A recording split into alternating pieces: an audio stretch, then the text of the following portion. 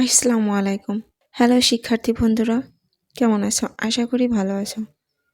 তো আজকের ভিডিওতে তোমাদের সাথে যে টপিকটি নিয়ে কথা বলবো সেটা হচ্ছে ঢাবি অধিভুক্ত 7 কলেজের ভর্তির আবেদন সম্পর্কে। ভর্তি আবেদন কবে থেকে শুরু, ভর্তি পরীক্ষা কবে অনুষ্ঠিত হবে এবং কোন ইউনিটে কতজন শিক্ষার্থী ভর্তি হতে পারবে। তো চলুন ভিডিওটি শুরু করা যাক। ঢাবি অধিভুক্ত 7 কলেজের ভর্তির আবেদন শুরু।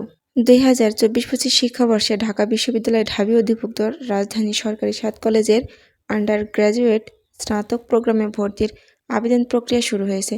সোমবার 6 জানুয়ারি বিকাল 4টায় অনলাইনে আবেদন শুরু হওয়া আবেদন চলবে আগামী 12 ফেব্রুয়ারি পর্যন্ত। ভর্তি পরীক্ষা আগামী 18 এপ্রিল থেকে শুরু হবে। সোমবার 6 জানুয়ারি বিকেলে বিষয়ভিত্তিক ওয়েবসাইটে এ বিজ্ঞপ্তি প্রকাশ করা হয়। বিজ্ঞপ্তি অনুযায়ী সরকারি 7 কলেজের কলা ও সামাজিক বিজ্ঞান ইউনিটের ভর্তি পরীক্ষা আগামী 5 এপ্রিল, বিজ্ঞান ইউনিটের ভর্তি পরীক্ষা 19 এপ্রিল এবং ব্যবসায় শিক্ষা ইউনিটের ভর্তি পরীক্ষা 18 এপ্রিল অনুষ্ঠিত হবে। সব ইউনিটের পরীক্ষা অনুষ্ঠিত হবে বেলা 11টা থেকে দুপুর 12টা পর্যন্ত।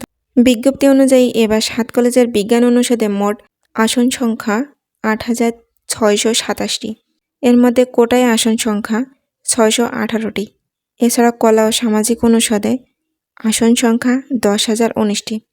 কোটায় ভর্তি হতে পারবেন 799 জন শিক্ষার্থী এবং ব্যবসা শিক্ষা অনুষদে আসন সংখ্যা 4,892টি। এর মধ্যে কোটায় আসন সংখ্যা 390টি।